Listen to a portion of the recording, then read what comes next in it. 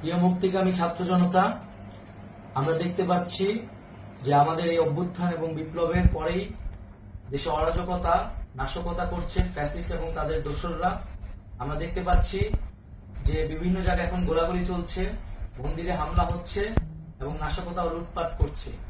আমরা মনে করি আমাদের যে ছাত্র নাগরিকদের অভ্যুত্থান তাকে নস্যাৎ করার জন্যই পরিকল্পিতভাবে এই ধরনের ঘটনা ঘটানো হচ্ছে।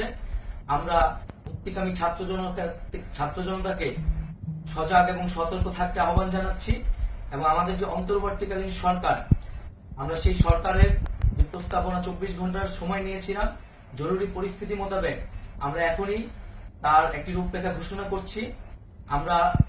আমরা সিদ্ধান্ত নিয়েছি যে সর্বজন গ্রহণযোগ্য আন্তর্জাতিক খ্যাতিসম্পন্ন নোবেল পুরস্কার বিজয়ী ডক্টর মোহাম্মদ ইউনূসকে প্রধান উপদেষ্টা করে অন্তর্বর্তীকালীন সরকার গঠন করা হবে এবং ডক্টর মোহাম্মদ ইউনূসের সাথেও আমাদের কথা হয়েছে।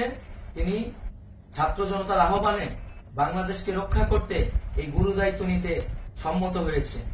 আমরা সকালের মধ্যেই আমরা এই সরকার গঠনের প্রক্রিয়া দেখতে চাই।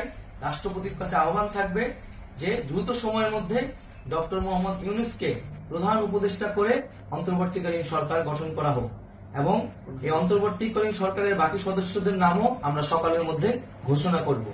প্রিয় বন্ধুগণ, দেশে যে অরাজকতা চলছে, মানুষের জীবনের নিরাপত্তাহীনতা চলছে, সেজন্য আমরা রাষ্ট্রপতির কাছে আহ্বান জানাচ্ছি দেশে আইন শৃঙ্খলা পরিবেশ ফিরিয়ে আনার জন্য দ্রুত সময়ের মধ্যে কার্যকর ব্যবস্থা নিতে হবে এবং আইন শৃঙ্খলা বাহিনীকে সহযোগিতা করার জন্য মুক্তিকামী ছাত্র জনতাও রাজপথে থাকবে এবং অন্তর্বর্তীকালীন সরকার গঠন না হওয়া পর্যন্ত মুক্তিকামী ছাত্র জনতাকে রাজপথে থেকে তাদের যে অভ্যুত্থান, সেই অভ্যুত্থানকে রক্ষা করতে হবে।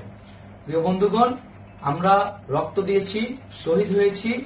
আমাদের যে প্রতিশ্রুতি একটি নতুন বাংলাদেশ গঠন করার জন্য, সেটিকে আমাদের অবশ্যই বাস্তবায়ন করতে হবে এবং অবশ্যই ছাত্র জনতার প্রস্তাবিত সরকার বাদে কোন ধরনের সরকার কিন্তু মেনে নেওয়া হবে না। আমরা বলেছি কোন ধরনের সেনাশাসিত সরকার অথবা সেনা সমর্থিত সরকার অথবা এই ফ্যাসিস্টদের দোসরদের কোন বি টিম সরকার কিন্তু আমরা মেনে নিব না। কোন গণবিরোধী সরকারকে মেনে নেওয়া হবে না।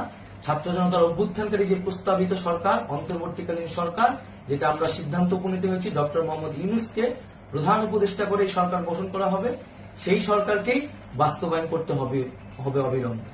আগামীকাল সকাল থেকে সকলকে আহ্বান জানাচ্ছি রাজপথে থাকার জন্য এবং আমাদের যে সাম্প্রদায়িক সম্প্রীতি এবং রাষ্ট্রীয় সম্পদ রক্ষা কমিটির ঘোষণা হয়েছে বৈষম্যবিরোধী ছাত্র আন্দোলনের নেতৃত্বে, সকল পাড়ায় পাড়ায় এলাকায় এলাকায় সেই কমিটি পাহারায় থাকবে। আমাদের সংখ্যালঘু কমিউনিটিকে আমাদের রক্ষা করতে হবে, রাষ্ট্রীয় সম্পদ এবং এই দেশকে রক্ষা করতে হবে আমাদের।